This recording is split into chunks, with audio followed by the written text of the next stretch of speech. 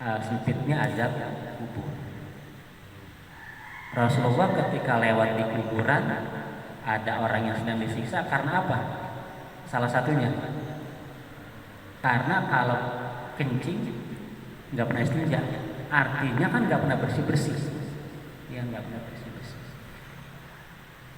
Yang berikutnya, waraitu rajulan min ummati qad ihtawasathu zabaniyah faja'atul malaika bi dzikrillahi subhanallahi wa ta'ala alladzi kana yadhkuruhu wa yusabbihu fid dunya fa khalasu minhum. Rasulullah juga melihat seorang laki-laki dari umatnya, tangannya dibelenggu oleh malaikat Zabaniyah. Malaikat Zabaniyah itu malaikat tukang nyiksa, ya, malaikat yang menyiksa.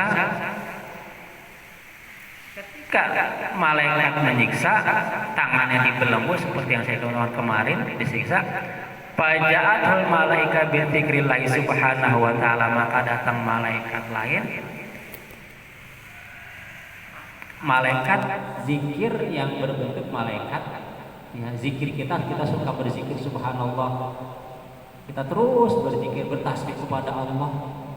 Nah, pada saat malaikat Zabaniyah menyiksa kita, maka datang zikir kita berupa malaikat kira-kira ngebelain lah, jangan disiksa, ini orang ahli zikir, jangan disiksa, ini orang suka bertasbih, jangan disiksa, ini orang suka iktikaf, suka merenung. Itu dalam malaikat yang zikir kita membentuk malaikat.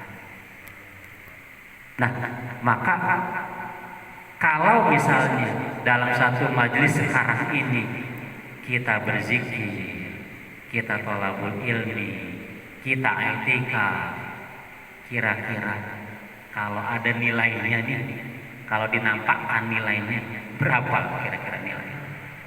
Dari luar kita sudah niat masuk pintu ini, ya, sudah niat. Allah maghfir li dzunubi wa ftah li abwaba rahmatik, masuk kaki kanan. Nggak sempat sholat tahiyatul masjid tadi, begitu duduk nawaitu an a'tikafa fi hadal masjid ma dumtu fihi, duduk di sini.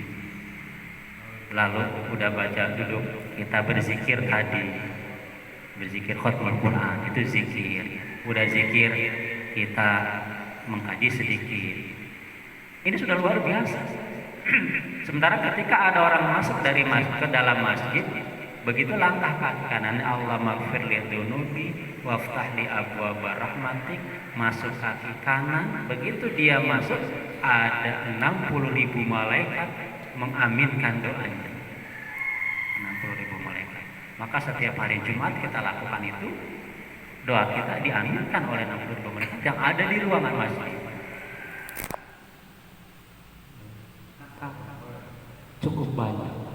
Cukup banyak bonus-bonus kalau bahasa saya, bonus-bonus untuk kita bisa mendapatkan surga. Di antaranya ini saja satu kali duduk kita saja sudah berapa poin yang kita dapatkan, ya. Itu jam. Ya, saya ngeliatnya di jam kaget, kok udah jam 8, ya. Jam 8 kaget saya. Lama banget dari jam 6 sampai jam 8, 2 jam. Oke. Ra'aitu rajulan min ummati qad ihtawasatul malaikal adabi fajatu sholatuhu wa khalastuhu. Maka ketika ada seorang dari umatku telah di tengah dibelenggu oleh malaikat azab, fajatu sholatuhu, maka datang sholatnya, fakholastu, maka membereskan. Kalau tadi ada umat Rasulullah yang dibelenggu oleh malaikat, lalu datang malaikat berbentuk dari pahala zikirnya, dari pahala tasbihnya. Lalu yang berikutnya kata Rasulullah SAW, ada di antara umatku yang sedang dibelenggu, maka datang pahala sholatnya. Pahala sholatnya apa? Khalastuhu, maka membereskan semua. Artinya siksa-siksa itu dilepasin, beres. Karena apa? Karena pahala sholat. Kalaupun barangkali nilai sholat setiap umat itu berbeda-beda, minimal kata Imam Ghazali di dua hal kita khusus. Pertama pada saat takbiratul ihram, yang kedua pada saat tasyahud. Minimal di dua tempat itu kata Imam Ghazali itu sholat sudah bagus dari umat. Tapi kalau utuh dari takbir sampai salam kita khusus, jujur memang saya juga nggak dapetin utuh gitu.